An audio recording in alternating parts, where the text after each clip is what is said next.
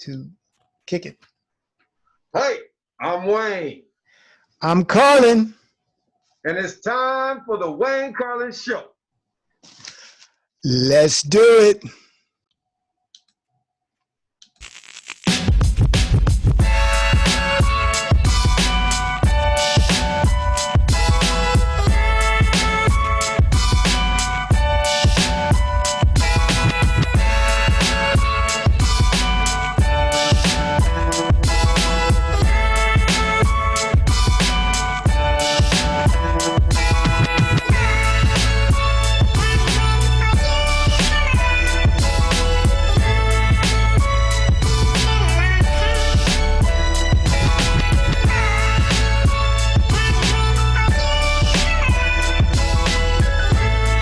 We want to welcome you to another episode of the never-ending Wayne Carlen Show. We're so glad to have you join us on this May 6th day in the 2020 of the year. We've got some good things lined for you today. But before we get to that, I just want to talk to you about Erase Race and give you an opportunity to support the cause of unity, which is what we are, the American Movement.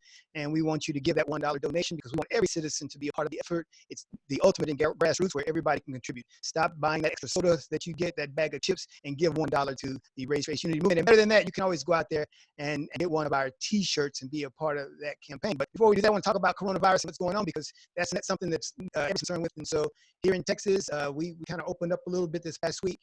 And the reporting is amazing, but there's just so much hoopla around opening or not opening that it's kind of hard to decipher the difference between what is logical and what is insanity. And so the thing is, you see, Wayne, we started out with our mask, and so we did the mask thing. But, I've even heard some reports from doctors they're saying that the masks were really unnecessary. I've heard doctors saying that. So what do you think about this? Yeah, I mean, I've heard some of that talk as well. I'm of the mindset, I don't believe, me personally, I know my body is strong, I have good immunity, so I don't believe personally that it may stop me, but I want to encourage other people and influence other people. Think about, like, my mother-in-law at a rehab facility right now. We don't want to be able to pass anything on to her that would mess her up. So I don't mind wearing the mask. I know there's people out there fighting over it right now and toting guns and all kind of stuff because they think it's an infringement on their personal rights. Yeah, but also sometimes we just, we talk about unity here. Sometimes we think about other people than just us personally. So I'm not upset about it. I'm not excited, but I don't mind wearing this one. He's supporting Warriors Golden State out west, whatever. I got a standard Walmart $2 mask, that's what's happening with me, whatever. But I do want to touch base real quick on the person that was killed in Michigan. And that's a really sad, tragic story about all he was a security guard. He was doing his job, but it led into something else. And this was not a racial issue. It was just an issue where people were being bad people. And it ended up shooting this young man in the head. He has children because he was doing his job. So we just need to be more kind to one another and stop being so reckless in how we treat each other. Which one is that? What is that one? Yeah, a young man, and he was a dollar store, so probably a minimum wage type job, pretty close to it. And he was a security guard. He had somebody who came in to put their mask on. She didn't like it. She went home and told her husband about it. Her husband came back. I imagine there was some other words in between them, and he ended up shooting the security guard, killed him. Oh, wow. Yeah, tragic. Losing all over a mask. Over a mask. It's terrible, right? So, hey, and we believe the difference is the way we communicate with each other and the fact that we need to be in the dialogue. So, get on tap for our show today as we move forward. What we got? Well, our big highlight today is really exciting. It's our sister from Indianapolis, Indiana, the all-aspiring public speaker, founder, and CEO of Voice of the Victim, Miss Renita Hills. We'll have her come in shortly, and we'll dialogue with her about how the virus has affected what she does. We're going to leave a little time for our weekly segment on our rules for dialogue as well. And we'll close it out the show with talking about next week's fundraising efforts for Erase Race. Yeah, and like as I was saying before, think about our fundraising efforts, and we're not like what happens on Sunday sometimes when you go to church and they ask you about 4 or 5 offerings. We're not doing that. We're going to ask you one time, and hey, we really think that if you really want to support the cause, then you'll do that. I want to clarify that everybody that we're a 501c4 organization, which means that your donation is not a charity. So we're really pushing people. That's why we have our $1 campaign and ask people to go out and buy T-shirts, because it's not like anything that you do here would be tax deductible. And we did that because we didn't want to be censored in what we say and what we're able to do. Because when you start talking about this issue of race, there are a lot of things that people don't want you to say. And so we didn't want to be constrained by that. So that's kind of where we are. We really got this grassroots thing happening. So go out and support us and make this thing happen. All right. So, and if nothing else, you can be a marketing asset for us as you sport that T-shirt, because we got some nice stuff out there. Get you a hoodie, get you a phone case, get you a mug, get anything to be a part of the program. All right. Outstanding. All right. Nice. Now, normally we would have our guests on the show first, but to ensure that we can go as long as we want with our guests, I want to introduce you to our Rules for Dialogue segment for today. So in the past 3 weeks, we've done rule number 1, which was disarm, rule number 2, which was humanize, and rule number 3, which is permit. And if you didn't see those, go back, make sure you go back and check the library in our previous Wayne Carlen shows. But this week, we're going to do rule number 4, which is clarify. Right. Yeah. So, and think about that. A lot of people don't understand that when you're having a conversation, it's often that you're not talking about what somebody else said to you. You're talking about what you thought they said to you. And so it's going to be so important whenever you get to a conversation that you learn to clarify. And so that's what our dialogue is going to be about today. We're going to give you, of course, as always, the bad way to do it, and then a more righteous way to do it. All right. So rule number 4 is clarify. And today I'm going to be the anti-Trump, and Wayne is going to be the pro-Trump guy. All right. So I'm going to kick it off. And remember, this is the bad way to do it. We'll review, and then we'll come back and do it the right way. Okay. So here we go. We're talking about, remember, our subject is Trump, and I'm the bad guy. All right. Anti-Trump guy. Yeah. He only wants to open up the country so that he can kill off black people. He wants to open up the country because we have to get back to business as normal. No, man, I don't believe that. I think he wants his big dollar buddies to begin making more money on the backs of dead black and brown people. That's what he wants. Well, some people might die, but we need to get back to work. This is a good one. So in discussions of this type, one party has a totally different agenda than what the subject is. While the subject may have been whether or not people should go back to work, Carlen's agenda seemed to be a different one. His agenda seemed to be the president's treatment of minorities. But we don't really know what Carlen was thinking because we didn't even clarify. Now we'll run the same conversation with the dialogue rule of clarify being employed. Okay, so once again, I'm the anti-Trumper. Here I go. He only wants to open up the country so he can kill off black people. Wait. Are you saying that the objective of putting people back to work is to kill black people? I'm saying that he don't care who suffers from this as long as he's making money. Okay, so you said 2 different things here. Could you clarify? Because you said he wants to kill black people, and then you said he wants to make money. Can you explain all that? See, now what's so cool about that? He's asking for everything that you said. Can you summarize that? So you see that the Wayne in his argument is saying, clarify to yourself. And so that's what you're really asking people to do, clarify to yourself, because often people that are speaking to you, speaking out of what people call both sides of their mouths, and they say 2 separate things, and you're trying to get them to say one thing. Otherwise, you're addressing both sides of their mouths, which is going to be very difficult for you. And then when they come back to you and say you contradicting yourself, it's because they contradicted themselves in what they were saying. So you ask them to clarify so that they can get one singular viewpoint. And so it makes clarification good. It makes conversation better. You understand that you all are talking about one particular issue and not 50 million different issues, that you can really focus. It helps your dialogue because at the end of the day, you want to make sure that you understand what's coming from each one of you. So that's it. Okay. All right. Now we're at this point where we're going to transition to our guest who has patiently waited, and we want to welcome the incomparable Miss Renita Hills to the show. Now, we want to thank you for being here today. Renita Hills is the voice of the victim, which is dedicated to domestic violence prevention. And she's had an opportunity to speak before the General Assembly in Richmond. She's an advocate for victims and survivors of domestic violence. And so without any further ado, I'm going to bring to our conversation here the incomparable Miss Renita Hills, and she's from Indianapolis, Indiana, voice of the victim, and we're so glad to have her on our show today. How are you doing there, Miss Hills? Hey, how are you? We're doing great, and we're glad to have you on the show. Thank you. Glad to be here. All right.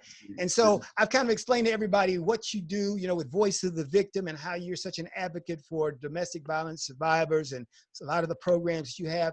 Tell us how your work has been complicated or made easier, whatever has happened during the coronavirus. I mean, I'm sure it's had some impact. What kind of impact has coronavirus had on the kind of work that you do? Well, first, let me say this. When they said that they were going to do a complete lockdown and a shutdown and everybody has to stay at home, my whole inside just shrunk in and collapsed. Because you think about it, the people who are, now you're asking people to stay at home with abusers. Mm. Sometimes the abuser goes to work, so you get an 8-hour break, or you Yeah. get to go to work, so you get an 8-hour break. But now I'm locked down with a person who's abusing me, and that can be male or female. And the tensions are high. The children are home. There's no income coming in. Yeah. I completely went to a, oh my gosh, what are they going to do? So Wow. for me, the cases have gone up. Wow. So what are some solutions, and what are some of the alternatives that people have in these cases given this crisis? Because what are the options? Well, I've suggested to go for walks. Wear your mask, make sure you keep your safe distance, but go for walks. And if you can't go to a park and walk, or go to a track, walk your neighborhood, or go out to the backyard, or go sit on the front porch. Find a way to separate yourself from the stressors. Separate yourself from the thing or the person that is really going to push you out of yourself and bring you out of your own character. And that goes for both the abuser and the abused. If you find yourself in a place where, okay, I'm getting mad, I'm getting angry, this is really ticking me off, take yourself outside for a walk. Put your mask, acknowledge the 6-foot distance, the social distancing, but separate yourself from what's making it tense for you. And so in the work that you do you spend, I guess, an inordinate amount of time with victims? How much do you spend in your actual line of work with perpetrators as well? Do you spend time with them? I do. Much? Not as much as I'd like. Mm. That's an area where people kind of forget about the perpetrator. Mm-hmm. But in my opinion, that's the person we need to speak to equally, and in some cases more than the abused. You're helping the person who's being broken, but you're not helping the person who's doing the breaking. Mm. And sometimes if we don't teach the person who's doing the abusing how to love, then they're just going to do it to another person. So I see it as like, okay, I'm going to prune the tree, but I'm not going to get to the root. I'm going to keep cutting off these bad branches, but the root of the problem is the abuser. Let's go back to that abuser's childhood and see where the breakdown started. If he or she grew up with mommy abusing daddy and grandma abusing grandpa and aunts and uncles fighting, that's all he knows. That's all he or she knows to show love. One, that's how they taught me to show it. And then for the person who's being abused, that's how I was taught to receive it. So we got to go to the root of the problem for both the abused and the abuser. And so is the abuser, in often cases when you've encountered and had discussions with them, are they usually ready to change, or are they resistant to change? They're not ready because they have to be taught and shown where what they're doing is not the accurate or appropriate of behavior. And they're not always ready. They're not always ready to receive because they're still in the accusatory, it's your fault. And I didn't do anything wrong. So the same way we have to wait for the abused person to say, wait a minute, this is not good enough for me. I need to get out and I need help. We have to also wait for the abuser to see it. And sometimes it takes incarceration. Sometimes it takes some drastic measures for the abuser to see, wait a minute, this isn't right and I need help. And Renita, so you mentioned, go ahead, Wayne. You mentioned both men and women being victims of abuse. Do you have any kind of statistics that show how many men are being abused versus how many women are being? I'm sure that with women it's higher, but I'm just wondering what the percentage of men. The women are higher because the men are less likely to report. They think, shoot, how am I gonna go up and tell this officer that me and my 6'5", 350-pound self got jacked up by a 98-pound woman? The stigma of I'm the man. It is innately embedded into a man's DNA to protect, to provide, and to proclaim. That's in every man's DNA. So how are they going to go up to a police officer or to anyone and say, she's jacking me up, but I'm supposed to be the one protecting her? So I'm being abused, but I have to protect her too. Statistics as of right now, 1 in 5 men are being abused. Wow. And that's only of the ones that are reporting.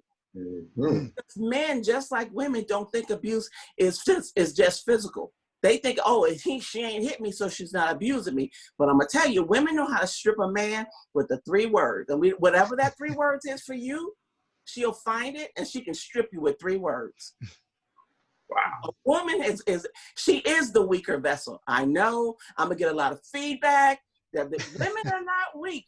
God designed us to be the weaker vessel. So we can't, as an average, cannot overtake a man, but we can say the words that can get to a man's heart and strip him of his manhood. Mm-hmm. And that's how men are more likely to be abused. Now, don't get me wrong. There's some women that can put some dukes out too, don't get me wrong. But women I normally, know a few. see, normally women abuse by stripping them of who the man is. She will take away his manhood. She'll make him feel, she'll embarrass and humiliate him in front of the people that mean the most to him, his family, his friends, his co-workers. She'll find ways to make him seem small in front of other people. And then go back and say, look at you. See, I told you wasn't nothing. So, yes. Especially now with this coronavirus thing going on. He can't work. The bills are piling up. Now she said, you a punk. You won't even go out there and get a job and take care of your family. Let me go out here and do this because you can't. That's stripping a man. That's stripping him of who he is. He's the provider. Mm-hmm. So with all that, so what does, and you can redact this story, but give us one of your success stories. What does success look like for you? And if you have a story that characterizes what success looks like for you, because this is a very tough thing, a very emotionally traumatizing experience for everybody involved, but there's got to be something that comes out of it that makes things better when it works. And so what is success in a situation like this? I have 2 of my favorites. I'm going to show you the one that happened here in Indiana. I first moved to Indiana. I was working in property management. A lady walked in the door and said, help me. Somebody please help me. He's going to kill me. Help me. And the people I worked with, they didn't know what to do. So they came and got me and they pulled me into a corner. We sat her down. She says, I cannot talk long. He's timing me. He knows I'm supposed to be back at a certain time. You got to help me. I called the Julian Center and I called different shelters. And I made all the phone calls and I looked at her. I said, memorize this phone number. And I gave her my personal phone number. 211 was the first number I told her to memorize. And then I gave her my personal number. I said, don't write it down because if he finds that phone number, he's know you're looking for help. Do not write it down, memorize it. Memorize these statistics. Memorize what I'm telling you.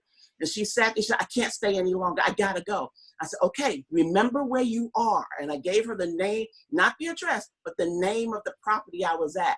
And I told her I'm here every day from 8 to 6. If you swing by here and you just need to stop, stop. I didn't see her for years. I went to the Family Dollar one day and you know me, Carlen, I got issues. I have no strangers. I know no strangers. So I'm just talking and joking. And the lady says, ma'am, do you remember me? I said, oh, I'm so sorry. I don't. She said, can you wait outside and not leave? Because I want to ask you something. I truly did not recognize her. I go outside and I wait. She said, didn't you work at so-and-so apartments? I said, yes, I did. She said, you don't remember me, but I came in your office one day and I was in tears and I was panicking. I was stressed out. I didn't have a clue of what to do. You told me to remember those numbers and I did. I never called you, but I did call 211 and I got help. After I got away, you had left the property. I came back to see you, but you got another job and left the property. And I wanted you to know I did get away from him. I went back to school and now I'm a certified nurse. I almost melted into the cement right there. I just hugged her. She cried. We both laughed. And I don't always get to see the seeds that have been planted. And that's okay. It is not my responsibility to see the harvest. My job is to plant. My job is to empower. And for her to come back and tell me and to remember what I looked like, because I promised you I gained a better 20 pounds, but to remember me and to say, please don't let leave because I need to tell you what you did for me that day helped. That was phenomenal for me. And it gave me the encouragement to go ahead, get your 501c3. This has got to be something you got to do for other people. Wonderful, wonderful woman. I love her. She made my day. And I literally had just moved to Indiana. So that was a great success story for me. That is, and that is great and terrific. And so what percentage of your work is success, and what percentage of it is you just keep on trudging through hoping for success? I mean, how often do you get that in the time that you've been doing this? Truthfully, that's kind of hard to say because, again, I will help somebody and I may never see them again. Of the people that come back, I've had, I'll say maybe 7 to 8 out of 10 that come back and have successfully left. Now, when I say that, please understand, 7 times the average person goes back to their abuser. 7 times. And the reason why they go back, because when they leave, they have not been properly prepared. We do safety planning for everyone. The first thing they do, you have to come to me and ask for help. Then I sit down and we go through safety planning. What things do you have in place? What do you need to leave successfully? Which means in some cases for you to stay where you are. I would hate for you to leave and not be prepared and have to go back to an angrier abuser. So sometimes it's safer to stay where you are until you get all the pieces in place. Number 1, have copies of all your shot records, all your birth certificates, driver's license, all your medical records, have copies of them placed somewhere in a safe place. You don't want to take the originals because you don't want your abuser to have an idea of what you're doing. Learn how to fill out job application. Know what your skill sets are. What do you want to do? And sometimes they really don't know. So I say, what did you want to be when you were a little girl? What did you want to be when you were a little boy? Let's start back when you were 7 years old. What was your dream? And we move forward from there. We learn how to find out what their skill sets are. I'll sit them with financial planning. We teach them how to write checkbooks. We teach them how to prepare themselves. Who's going to take care of your kids? Do you have is your child in custody of you? Because if you don't have sole custody, you take your kids to school, the abuser can come and take them away. And there's nothing you can do. Get the things in order prior to leaving so that when you leave, you have a better chance to be successful and stay away from the abuse. Outstanding. Well, you've offered us a lot of good points for today for people to really consider and put into action. And so you wrote a book called Never Alone, Heartstrings of a Sister. As we close, I want you to tell us about that book. And then when you finish, tell people where they can get the book, where they can look up, because there might be people listening to this, hearing this going, I need to talk to somebody like that. So tell them where they can contact you or an organization that can help them. Well, if you want to contact me personally, renita.hills@gmail.com. Renita Hills on Facebook. Find me. I'm more than happy to help you. My phone number is 317-408-9031. In every state, there is a domestic violence person or people there. Find your local shelter. Find your local domestic violence places. 911, find them. And if you're on a run, not go to the nearest police department, nearest fire department, nearest hospital, any public facility. Go there and they are required to help you find a safe place to go to. As far as my book, Never Alone, Heartstrings of a Sister, that is a book of poems and short stories about myself. Oh. These are things that truly happened to me and things that I had to work through. I got really angry, and there's parts when I was in love and he chose another woman over me. How dare he choose somebody? What did he not know what he had?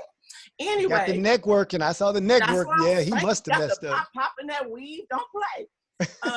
But it's all these short stories of things that women go through, things that we endure, things even to the point of with the children. And the poem I love is, you had the nerve to claim your children at mine. Yes, I got my feeling. Women don't get to show how they really feel because we have to be the nurturers. This book gives you permission to get angry. It gives you permission to say, I'm hurt. It gives you permission to say, he didn't choose me, but I'm okay. I wasn't, but I am. And there's even a poem in there for you guys, how to capture my heart. If you learn how to capture a woman's heart, you can make it the rest of the way. You can find the book on Amazon. Please help yourself. Find your book on Amazon. And again, find me on Facebook, or you can go to renita.hills@gmail.com. We'll be more than happy to help you with that.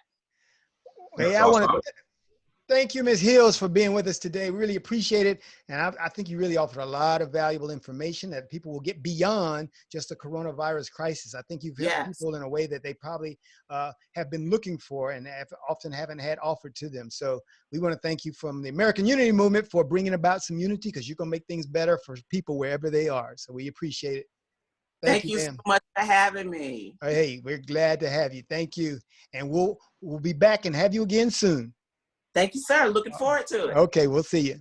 Bye-bye. Bye-bye. See you later. Hey, good interview there with Ms. Hills. I tell you what, that's some very valuable stuff there, man. Gosh. Yeah, I was going to share with her a success story. I'll share it with her next time, but I just want to encourage the other men out there who may, and she spoke of this, who may have grown up in an environment where they saw other men, their fathers, uncles, or somebody abuse their mothers, aunties, sisters, or whatever. I grew up in an environment where I only saw it once. My father beat up my mother pretty good. He was angry. She said something to him and he didn't like it, so he beat her up pretty bad. I was only 2 or 3 at the time, but I still have flashes of that incident that occurred. Bringing it up to more modern time, when I was in college, my now wife, who we've been married 34 years, never had any kind of incident. But big props for that. Yeah. But at the time we were just dating, and she said something to me, made me angry, probably like what my mother said to my father, and then turned around and walked away very disrespectfully. So I grabbed her by the arm, very strong, and pulled her back toward me in a sense to say, don't walk away from me. Don't turn your back on me. You know, we've seen that many times. And she simply looked at me in the eye with these cold eyes, take your hands off of me. And so at that point, I had a decision to make, because she couldn't beat me. As tough as she is, she can't beat me. But I had a decision to make. Was I going to make the same mistake that my dad made because he felt disrespected? Or was I going to do what she asked me to do and take my hands off of her, which was actually what I should have done? And that's the decision I made. I took my hands off her, and since that time, I never put my hands on her like that ever again. And like you said, we've still been married after 34 years, going strong. So any other men out there that, you know, you've been raised in that environment, just know, sure, that you might have those feelings at times, but you can make a decision not to go down that same path as others who should have been better examples for you went. So that's my short, successful story regarding what I did. That's powerful, man. That's powerful, powerful word, and good to go.